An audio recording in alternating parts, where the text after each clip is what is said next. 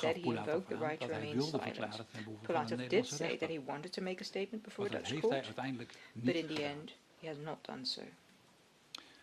Pulatov Pulatov chose video messages as his way of contributing, without indicating he felt curtailed in his rights or wronged because of it. Dit alles bij elkaar genomen leidt de rechtbank tot de conclusie dat het direct dagvaarden geen vormverzuim oplevert. That the immediate summons does not constitute a breach of procedural rules. Ten derde heeft de verdediging aangevoerd dat het Openbaar Ministerie geen voortdurend objectieve en kritische blik heeft gehad tijdens het onderzoek.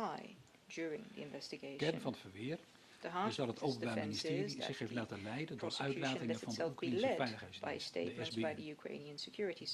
Uitlatingen die direct na het neerstorten van vlucht MH17 zijn gedaan. En verder is veel onderzoeksmateriaal in deze strafzaak van of via de SBU verkregen. Dat ziet de rechtbank anders. Het Openbaar Ministerie heeft zijn eigen onderzoek verricht. En voor zover gebruik is gemaakt van door of via de SBU ingebracht onderzoeksmateriaal, heeft het Openbaar Ministerie de herkomst van het materiaal nadrukkelijk onderkend. En dat heeft geleid tot behoedzaamheid en het uitvoeren van verificatie- en validatieonderzoek.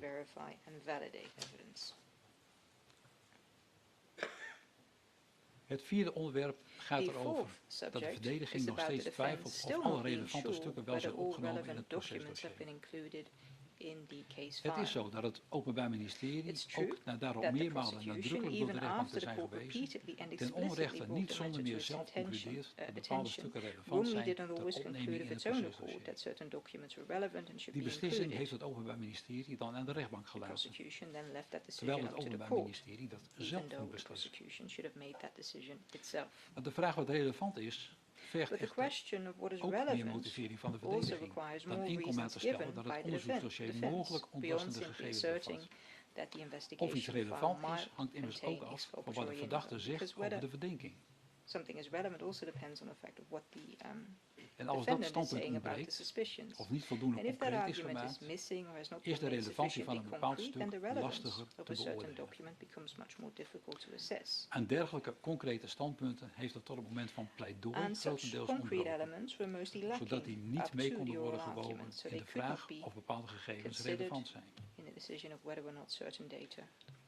Daarnaast heeft de verdediging heel veel stukken uit het onderzoeksdossier gekregen of kunnen inzien die geen deel uitmaken van het procesdossier.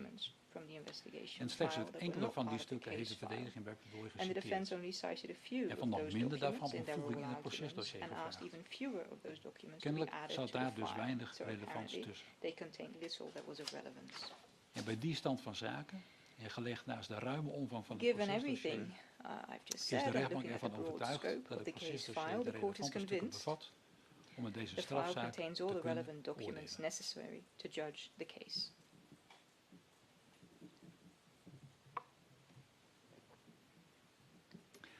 Het vijfde onderwerp tenslotte is de stelling dat de verdediging van Pulatov door het zeer beperkte aantal gehonoreerde onderzoeksdiensten, afgezet tegen het grote aantal getuigen en deskundigen in dit complexe en langlopend onderzoek, zozeer is beperkt in de uitoefening van haar verdedigingsrechten, dat dit in strijd is met het recht op een eerlijk proces. Ook zegt zij, in de wel toegestane verhoren te zeer te zijn beperkt in haar ondervragingsrecht. Voor wat betreft de aangebrachte beperkingen in de toegewezen en uitgevoerde verhoren, ziet de rechtbank geen reden om te oordelen dat daarin door de rechtercommissaris meer beperkingen zijn aangebracht dan nodig waren ter bescherming van de daarmee gediende wettelijke belangen. En belangrijker dan het aantal toe- of afgewezen verzoeken is de vraag of de rechtbank bepaalde verklaringen voor het bewijs zal gebruiken. En zo ja, hoe die zich dan verhouden tot de overige voor het bewijs gebruikte bewijsmiddelen. Tot een niet ontvankelijke verklaring kan dit verweer dan ook niet leiden. Wat betekent het voorgaande voor het vervolgingsrecht van de officier van justitie? Er blijven twee gebreken over. Ten eerste dat het Openbaar Ministerie in het JIT in persconferenties vrijstellig benoemde wat met vlucht MH17 zou zijn gebeurd.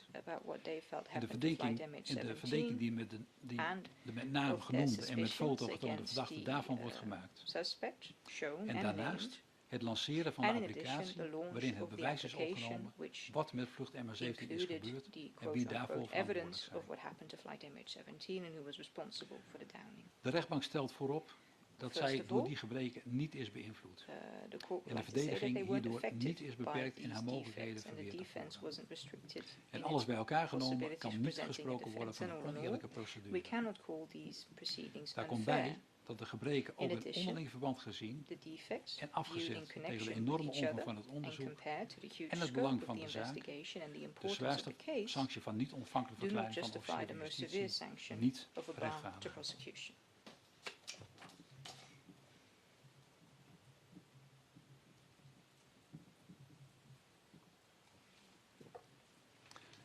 De rechtbank komt nu toe aan de bespreking van het bewijsmateriaal dat zij heeft gebruikt voor haar oordeel. Daarbij zal ze eerst stilstaan bij de oorzaak van de ramp en daarna bij de eventuele rol van de verdachte. Op 17 juli 2014 is in Oekraïne vlucht MH17 verongelukt.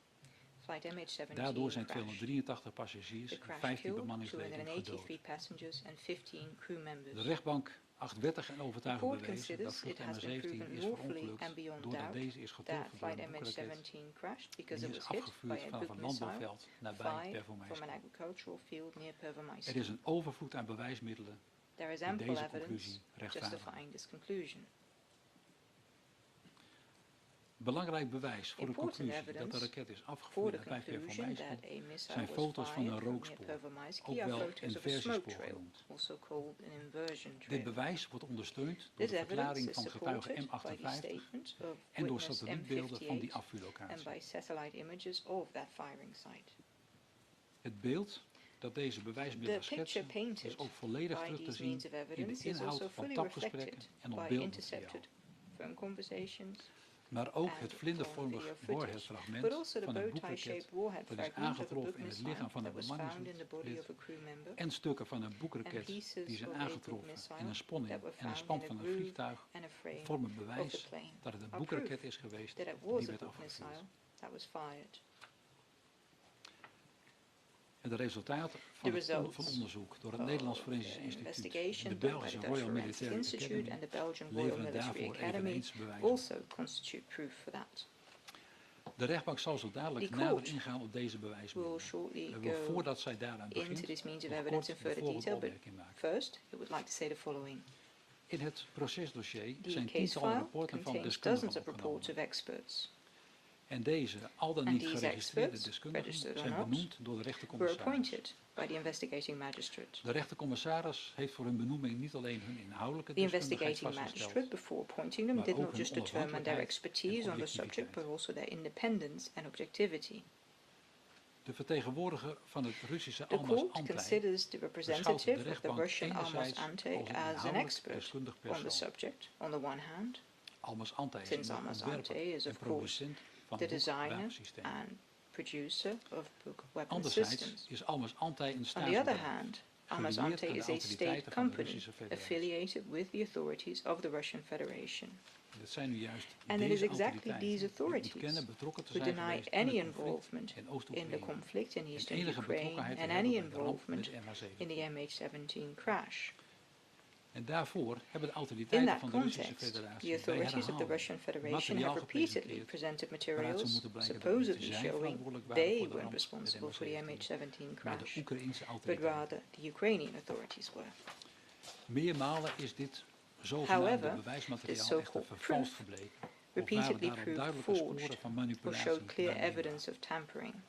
Alleen daarom al For that reason alone, Almaz Antey's affiliation with the authorities of the Russian Federation detracts from the persuasiveness of its assertions and that of its representative.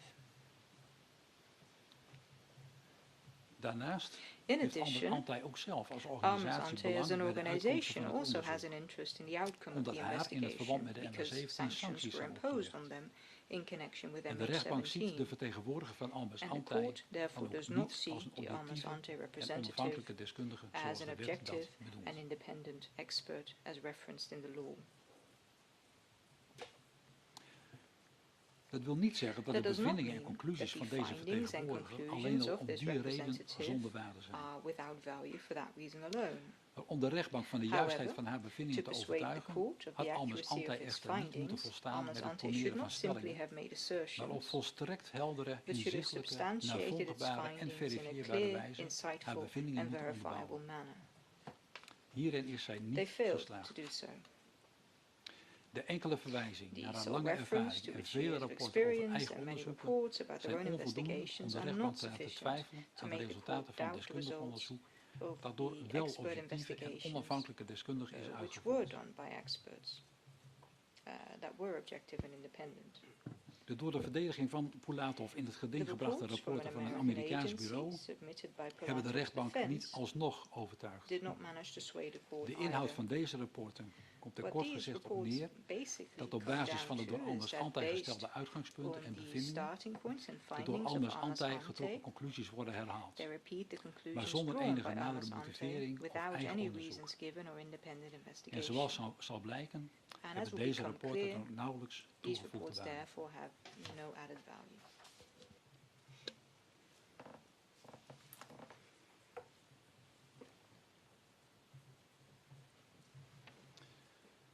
De rechtbank zal nu nader ingaan op het bewijs. Will now address the evidence in more detail.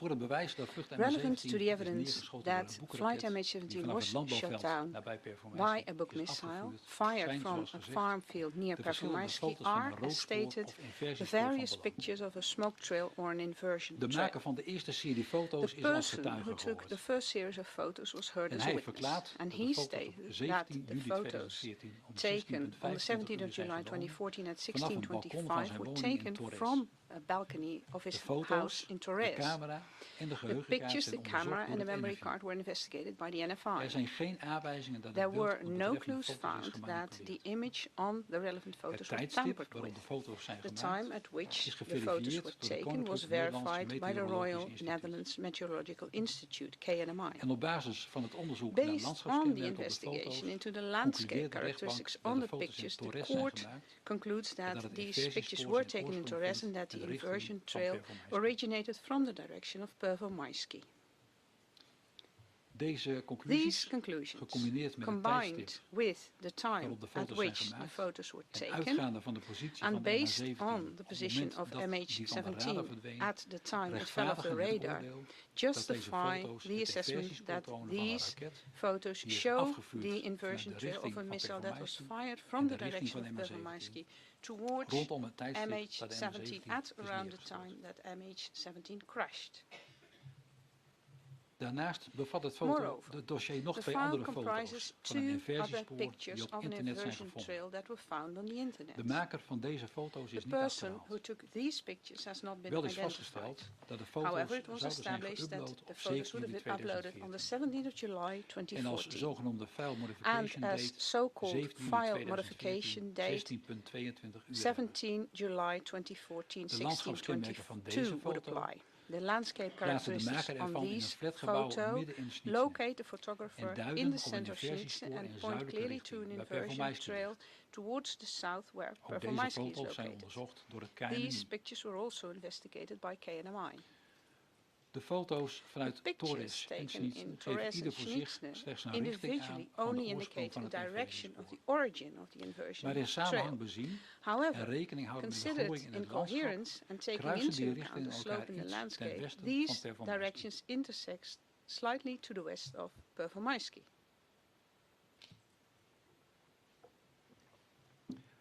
De rechtbank In gebruikt addition, verder de verklaringen the van court getuige used the M58. statements of witness M58. Hij is een belangrijke ooggetuige He's en an hij heeft heel important uitgebreid en eyewitness gedetailleerd and verklaard. made very elaborate and detailed statements. M58 heeft verklaard dat hij behoorde tot een verkennersgroep that he onder was het part of commando the van reconnaissance verdachte group Tjatchenko. commanded by the accused Karchenko. Op de middag dat de MH17 On the werd afternoon that neergeschoten, MH17 bevond was hij zich shot bij een down, checkpoint he vlakbij een was kruispunt op located de at a weg checkpoint tussen near Snitsen en to an Marinovka. intersection on the road from Snitsen to Marinovka. Uit de plek waar getuige It is M58 demonstrated het by the kruispunt op een location satellietveld heeft where ingetekend, MH58 in combinatie met de tekeningen die hij van het kruispunt heeft gemaakt en hetgeen hij hierover heeft verklaard, blijkt dat het gaat om een kruispunt op de T0522, iets ten westen van Performance. In die middag stond M58 op enig moment in een veld in de noordwestelijke hoek van het kruispunt. Hij stond bij de tent of tenten die in dat veld waren opgezet en hij hoorde iets over onverharde wegrijden in het veld, ten zuiden van het veld waar hij stond. Hij omschrijft het geluid als dat van rupsbranden van een tank. Even later hoorde hij een harde explosie en zag hij een raket die een rookspor achter zich liet, slingerend vliegen. Zigzagging and leaving a smoke trail behind. Hij zag hoe het vliegtuig na de ontploffing van de raket naar beneden viel. Toen hij vervolgens naar het kruispunt liep en het veld ernaast inkeek, zag hij een boekteler die een raket miste. De boekteler passeerde hem vervolgens op het kruispunt. En de rechtbank overweegt dat het veld waarover M58 verklaart dat hij daar een boek zag staan die een raket miste, exact de omgeving is waar het rookspoor op de zojuist besproken foto op Torres en Schnitzer ontstaat. Originated on the pictures that we've just discussed from Torres and Schnitzer. De verdediging heeft op basis van een rapport van de rechtspsycholoog betoogd dat de verklaringen van M58 onbetrouwbaar zijn vanwege een groot aantal gebreken daarin. Met het Openbaar Ministerie constateert de rechtbank dat die voorbeelden van vermeende gebreken zodanig vaak berusten op een onjuiste weergave van de verklaringen zelf of van de omstandigheden waaronder de verklaring is afgelegd, dat de rechtbank de conclusie die in het rapport wordt getrokken naast zich neerlegt.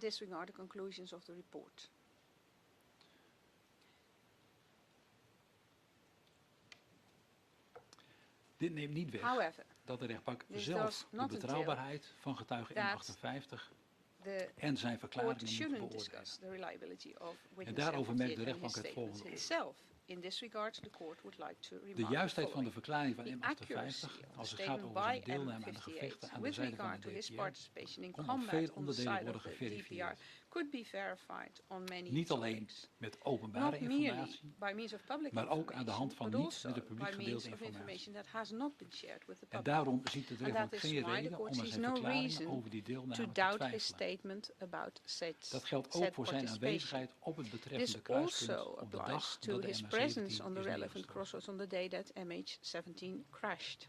Maar daarmee is nog steeds niet gezegd dat er geen reden is om te twijfelen aan de kern van zijn verhaal over wat er die dag is gebeurd. Of his account on what happened that M58 day. heeft namelijk gedurende zijn verschillende verhoren onderdelen inconsistent verklaard. On various topics. In het vonnis heeft de rechtbank uitgebreid uiteengezet waarom ze bij het bestuderen van de verhoren en de wijze waarop het contact met M58 is verlopen geen enkele aanwijzing heeft gevonden dat die inconsistenties het gevolg zijn van bewuste onwaarheden. M58 heeft dus niet leugenachtig verklaard. M58 dat neemt niet weg dat de rechtbank toch ook moet nagaan of die inconsistenties in zijn verklaring afdoen aan de bewijswaarde van de kern van zijn verhaal. Het kan zijn dat zijn geheugen hem in de steek laat.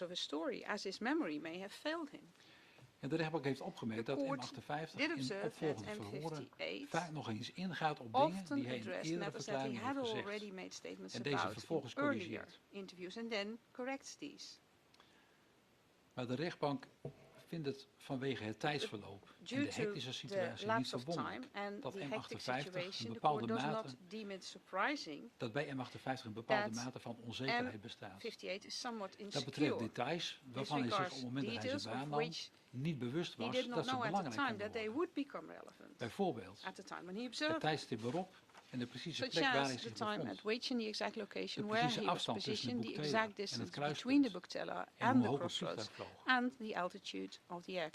Dat betekent enerzijds dat de bewijswaarde van de verklaring van M58 met betrekking tot dergelijke details niet groot is, maar anderzijds dat die inconsistenties niets afdoen aan zijn verklaring als het gaat om waarnemingen die vanwege een veel diepere impact moeten hebben gemaakt.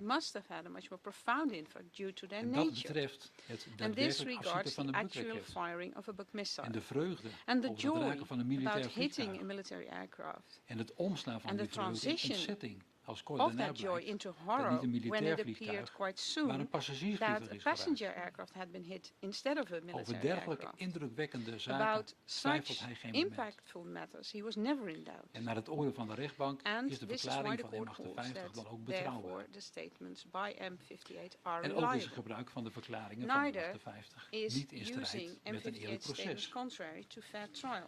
De verdediging For the heeft defense deze getuigen was namelijk able to meerdere interview this dagen lang witness kunnen for horen bij de several days rechtercommissaris. at the investigating magistrate. En daarbij hebben de And verdediging the en het defense Openbaar and the Ministerie PPS uitgebreid have vragen kunnen had stellen. ample opportunities to ask questions to him. M58 heeft alle gestelde vragen ook M58 beantwoord. also answered all of the questions En in de posed. uitvoering van het verhoor waren wel Some wat limitations beperkingen, applied maar die waren to the nodig ter bescherming execution of the van de interview, but getuigen. those were required to protect the witness.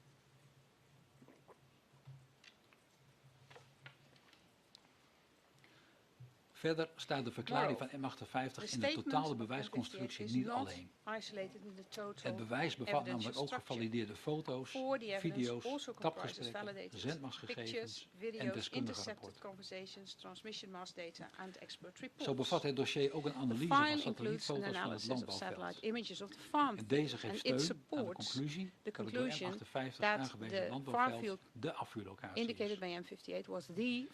Uit de vergelijking van de satellietfoto van dit landbouwveld, gemaakt op 16 juli, met die van 20 en 21 juli 2014, blijkt dat meerdere wijzigingen zijn opgetreden in die periode, die kunnen duiden op het tussentijds afvuren van een raket.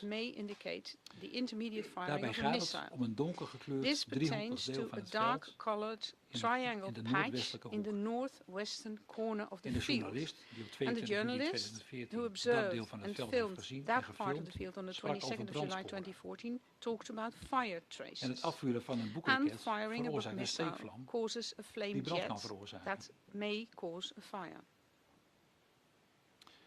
Verder zijn sporen te Further zien down, you see die het tracks verkleurde stuk veld inlopen into en meer the dan 3 meter discolored breed patch zijn, that are over net als 3 die van een meters wide, boekteler. similar to those of a booktiller. En die sporen staan in de These hoek die traces het KNMI are visible in op the basis van de corner windrichting als designated meest by waarschijnlijke KNMI afvuurhoek based on in the dat wind stuk veld heeft direction as the aangewezen. most likely firing site in that part of the field. En die noordzijde And van that het northern veld side of the voldoet ook field aan de eisen die voor de inzet also van de, meets the aan de eisen voor de requirements inzet van de to boekteler. deploy a booktiller. Het terrein is The toegankelijk ground is door accessible. een checkpoint van de It was separatisten secured by a beveiligd separatist en checkpoint vrij van and it's free hoogspanningskabels. of high voltage cables. Daarnaast is het veld het hoogste punt in een Besides, straal it van is the 5 highest kilometer elevation in en the door de 5 bomenrijen kilometer minimaal radius zichtbaar. and hardly visible due to lines of trees. Bij hoogvliegende doelen When is de afstand targets van de fly boekteel tot de high, the bomenrij minder van distance of a belang. booktiller to En ook a kan line in of die trees is bomenrij less relevant direct and dekking worden gezocht. the line of trees provides direct cover. En daar komt bij dat in Added meerdere to afgeluisterde that, telefoongesprekken it was tussen discussed in several separatisten in de intercepted ochtend van telecoms 7 juli between the 2014 separatists in the morning of the wordt 17th of gesproken over July. een boek die A eraan book komt was en die naar discussed Performance that is on its way and must go to En dat acht de Performance. rechtbank bijzonder And the court overtuigend holds bewijs this to be dat very dit veld bij convincing Performance evidence that de this field in afvuurlocatie is Performance geweest was en dat het indeed ging om een boekraket. the firing site and that a book missile was used.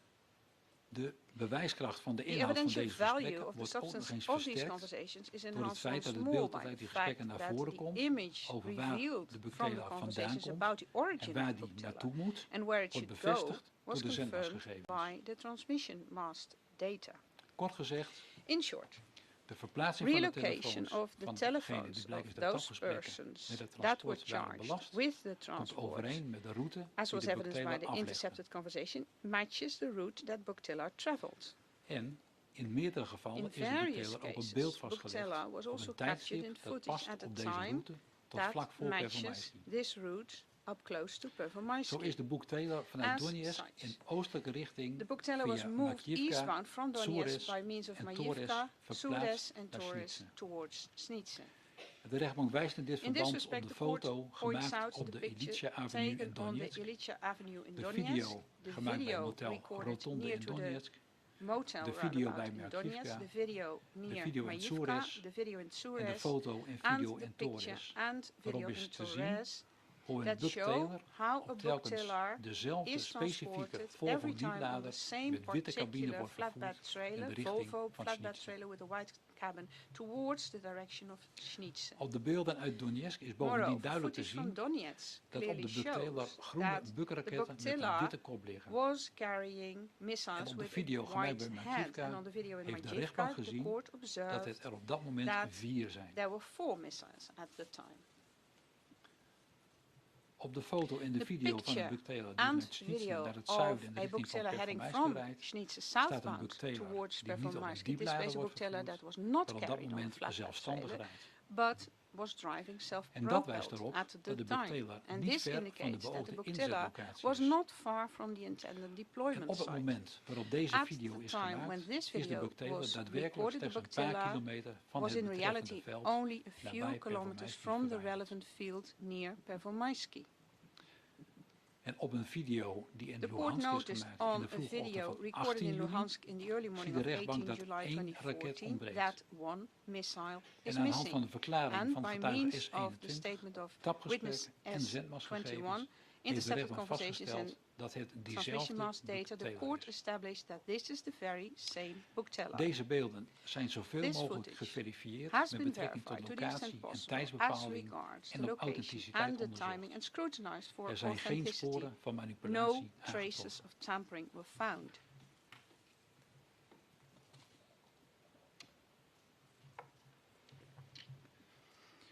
Ten slotte baseert de rechtbank haar overtuiging dat een bukraket op MH17 is afgevuurd en de MH17 daadwerkelijk heeft neergeschoten op de bevindingen van de onderzochte fragmenten die op de rampplek zijn aangetroffen en van het wapen afkomstig zijn.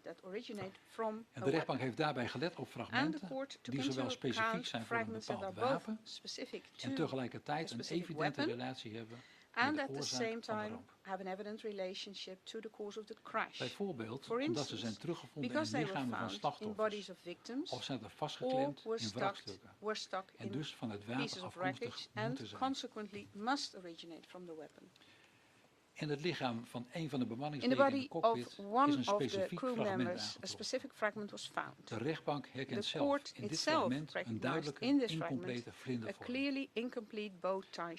Uit het onderzoek blijkt verder dat dit fragment qua elementsamenstelling niet of nauwelijks kan worden onderscheiden van en behoort tot dezelfde groep als andere fragmenten die zijn veiliggesteld uit de lichamen en wrakstukken.